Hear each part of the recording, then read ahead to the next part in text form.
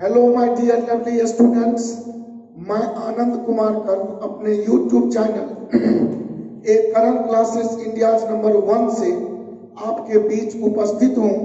बहुत ही सुंदर सा सत्र लेकर आज का एनटीपीसी एक्सप्रेस नाम का ये 36 वीडियो मेरा मैथमेटिक्स का है और आज हम अपने पूरे टीम मिस्टर चंदन जी और विकास जी के साथ पुनः उपस्थित हूँ और कोचिंग संबंधी अगर किसी भी प्रकार का जानकारी लेना हो तो आप हमारे कोचिंग के निदेशक महोदय मिस्टर राजू सर जी से 9934849798 पर संपर्क कर सकते हैं और आपके लिए आज का यह बहुत ही खास सेशन जो एनटीपीसी खासकर रेलवे की परीक्षा के लिए हम कुछ प्रश्नों का सेट आपके बीच रख रहा हूं, उसे आप ध्यान से देखेंगे दोस्तों।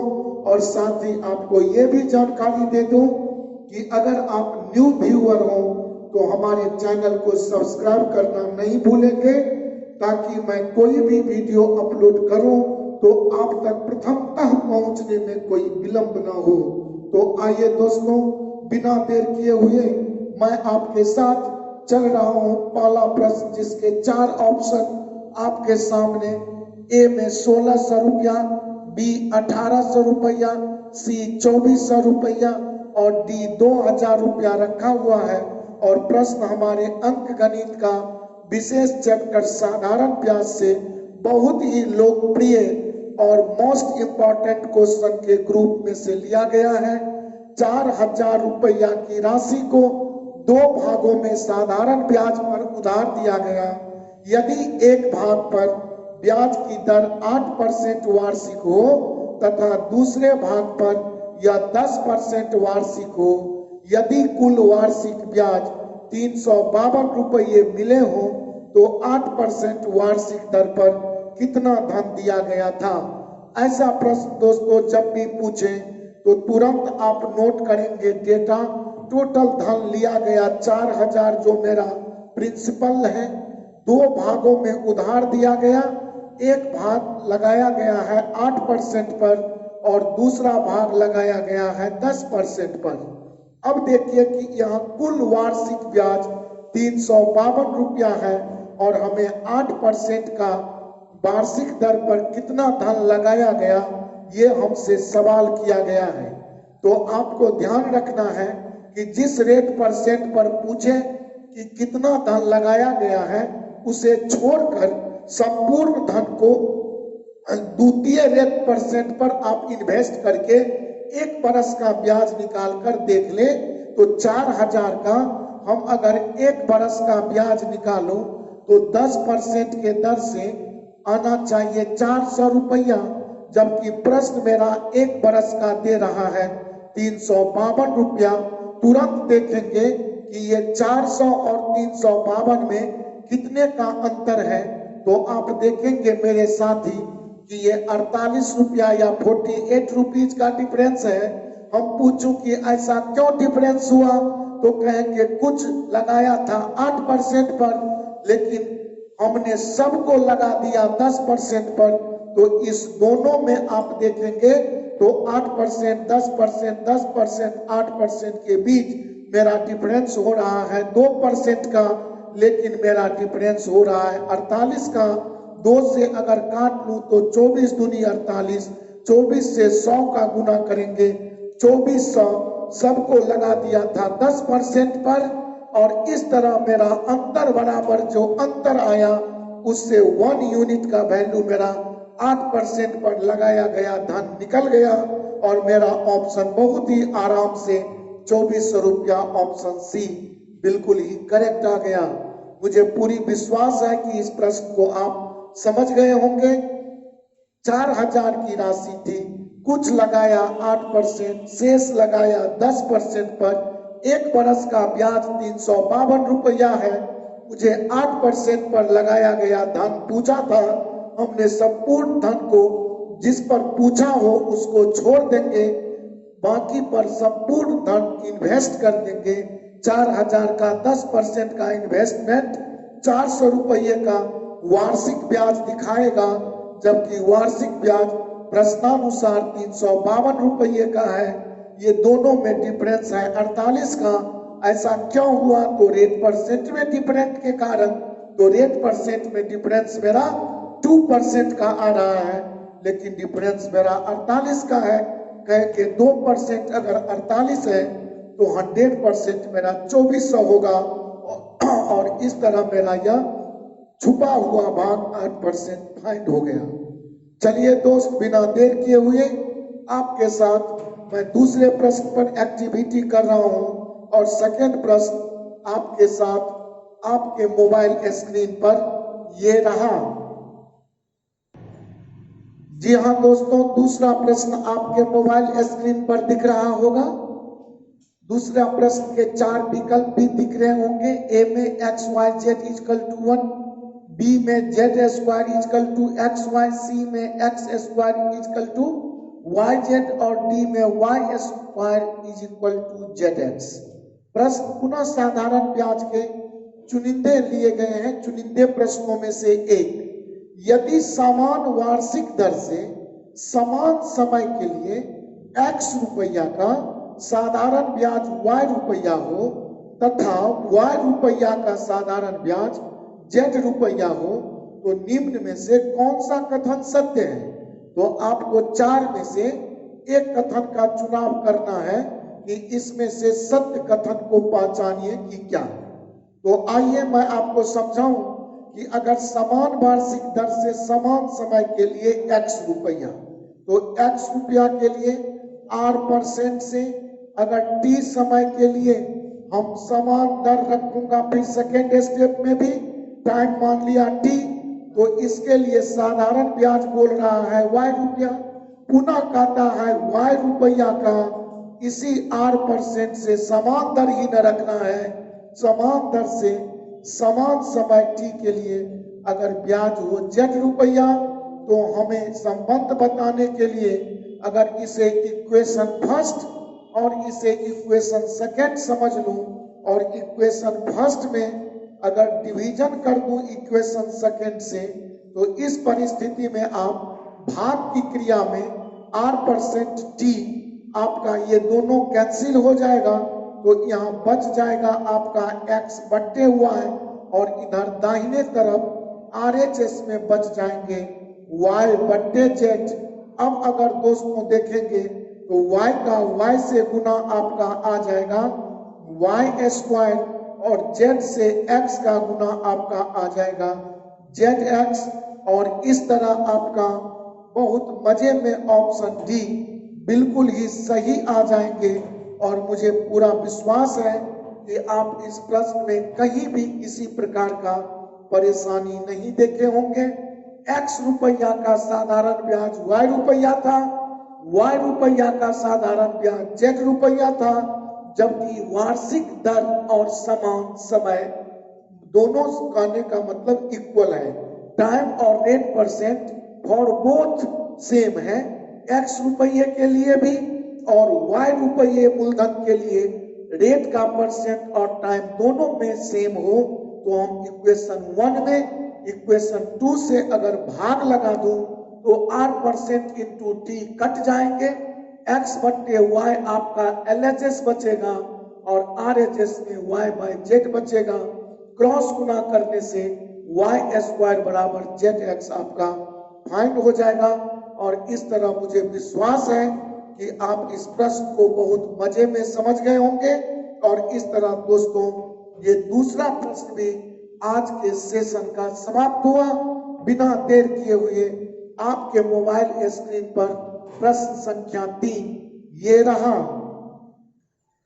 ये तीसरा प्रश्न आपके मोबाइल स्क्रीन पर दिख रहा होगा मेरे साथी, और ये बहुत ही मजेदार क्वेश्चन हमें या टाइम एंड डिस्टेंस से दिखाई पड़ रहा है, ट्रेन से रिलेटेड। और ये ट्रेन से रिलेटेड क्वेश्चन भी हो कि स्ट्रीम से, ये सारा तो मेरा टाइम एंड डिस्टेंस है। और इसमें मजेदार क्वेश्चन ये इस तरह से है कि यह बहुतों बार विभिन्न परीक्षाओं में पूछे गए हैं। प्रश्न है कि एक ट्रेन दिल्ली से 6 बजे सुबह खुलती है, तो इसे मैं अगर डायग्राम पर आपको दिखा दूं, तो चलिए कि यहाँ पर समझिए ये दिल्ली है, और यहाँ से ट्रेन हमारा ये 6 AM पर खुल गई है और आगरा 11 बजे पहुंचती है।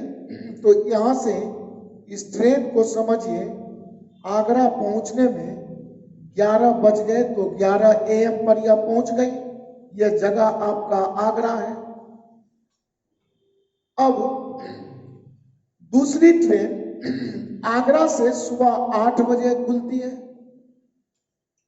और ये आपका दिल्ली जो है जो कहता है कि 11:30 में यह दिल्ली पहुंच जाती है AM सुबह में।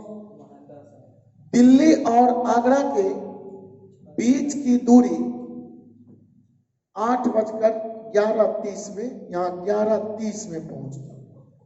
6 बजे चलती है और यहाँ 10 बजे पहुंचती है।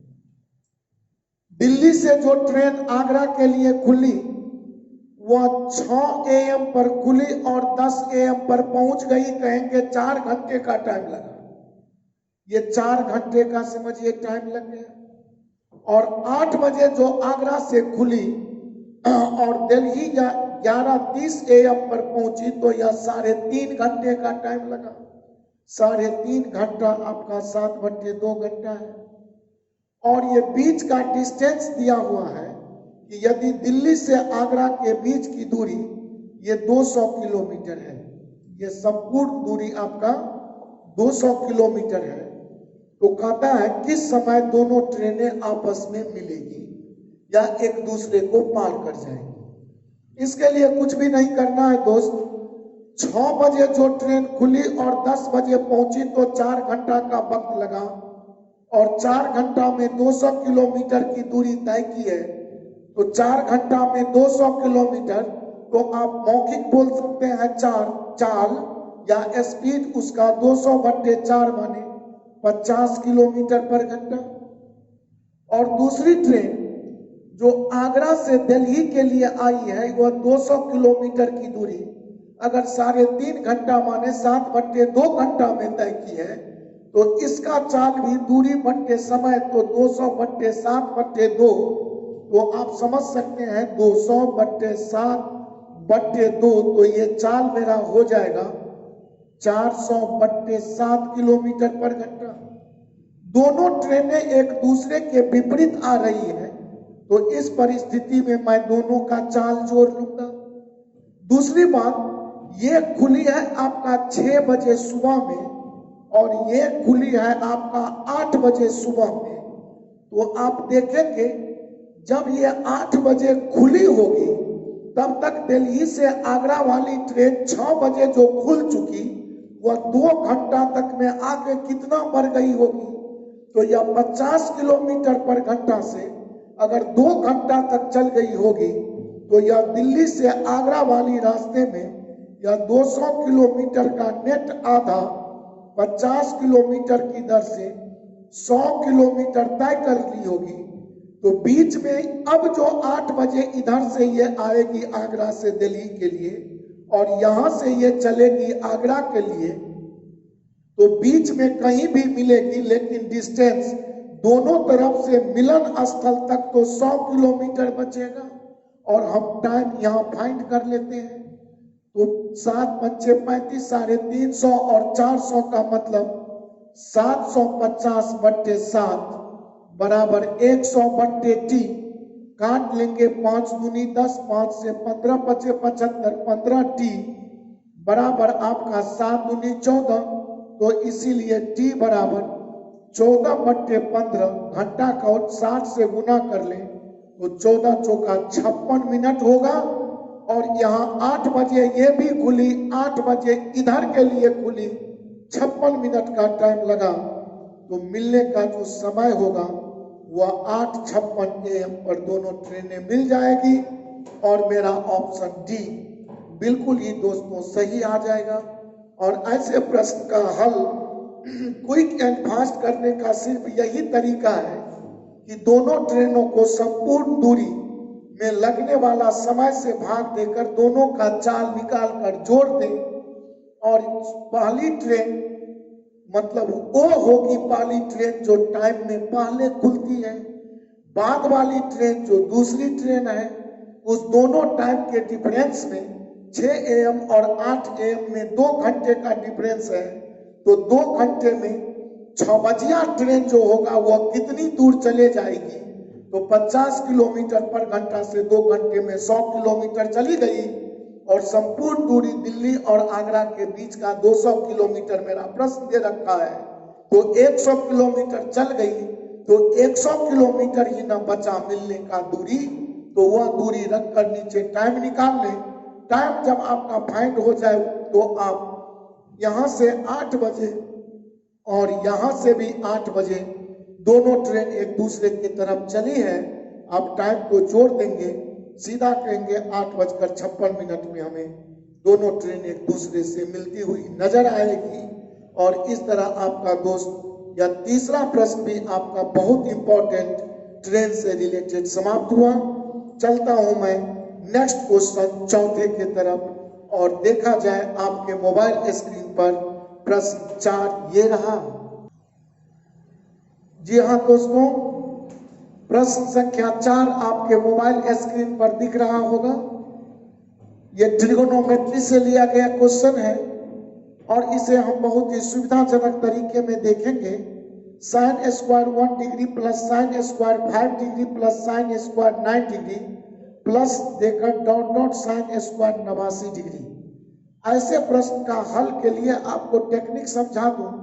ये आप इतना तो समझते हैं कि sin स्क्वायर 1 डिग्री और प्लस sin स्क्वायर अगर 89 डिग्री करूं तो यह मेरा वैल्यू 1 होगा, क्योंकि sin स्क्वायर 89 डिग्री आपका वास्तव में sin स्क्वायर 89 डिग्री को आप चाहें तो sin स्क्वायर 90 माइनस थीटा के पद में लिख सकते हैं 1 डिग्री, जो आपको यह cos स्क्वायर 1 डिग्री बनता है।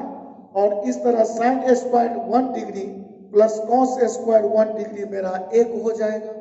तो इस तरह आप अगर ये दो पद को एक साथ जोड़ते चलेंगे तो इधर से sin स्क्वायर 85 डिग्री 5 डिग्री, तो यहाँ 89 में 4 का डिफरेंस आ रहा है। तो 89 में 4 लेंगे तो पीछे sin स्क्वायर 85 डिग्री रहा होगा। तो sin स्क्वायर 5 डिग्री में sin स्क्वायर 85 डिग्री प्लस करें तो पुनः एक चेंज होकर cos स्क्वायर 5 डिग्री बन जाएगा और उसका भी तो जोड़ 1 ही होगा। अब चलिए इसमें टोटल नंबर ऑफ टर्म्स की चर्चा अगर करूं तो इसके लिए आपको क्या करना है, 89 में 1 घटा लें टोटल टर्म के लिए और इसमें 4 का डिफरेंस है, इससे भाग दे दें तो ये आपका 22 टर्म आ जाता है। गौर से समझेंगे ये कितने टर्म हुए 22। अब इस 22 में आप देखेंगे तो 22 का आधा होता है 11 और बीच में जो sin स्क्वायर 45 डिग्री होगा उसका मतलब होता है 1/√2। और इस तरह आप इस प्रश्न का आंसर सीधा कर सकते हैं 11.1/√2 और इस तरह आपका यह बी ऑप्शन आ जाएगा बिल्कुल करेक्ट। क्योंकि अगर sin square 1 sin square 5 sin square 9 इसमें अगर टोटल टर्म निकाल के देखना हो तो इसमें +1 करके आप इसे 23 टर्म बोलेंगे। 23 टर्म में जो बीच वाला टर्म होगा वह sin स्क्वायर 45 डिग्री का होगा, जिसका वैल्यू 1/√2 होगा। बाकी जो 22 टर्म बचेंगे वो फर्स्ट प्लस लास्ट को जोड़ने से 1 आता जाएगा, तो 2 का जोड़ 1 होगा। तो इस तरह मेरा 22 का जोड़ जो है वह निश्चित ही 11 होगा। और इस तरह इसे टेक्निकल मेथड से आप 11.1/√2 बहुत ही आराम और मजे से प्रश्न का आंसर कह सकते हैं। दोस्तों, मैं चाहता हूं कि 2-4 प्रश्न के माध्यम से ही आपको संपूर्ण टाइप का जानकारी दूं और आज मैं इजाजत चाहूंगा। पुनः जल्द नए वीडियो में आपके साथ उपस्थित रहूंगा। तब तक के लिए आज्ञा दीजिए। अगर आप न्यू सब्सक्राइबर हो तो मेरा चैनल सब्सक्राइब करना नहीं भूलिए, लाइक जरूर कीजिए, कमेंट बॉक्स में कमेंट जरूर भेजिए। बहुत बहुत धन्यवाद। Thank you so much. Tata, bye bye, good night.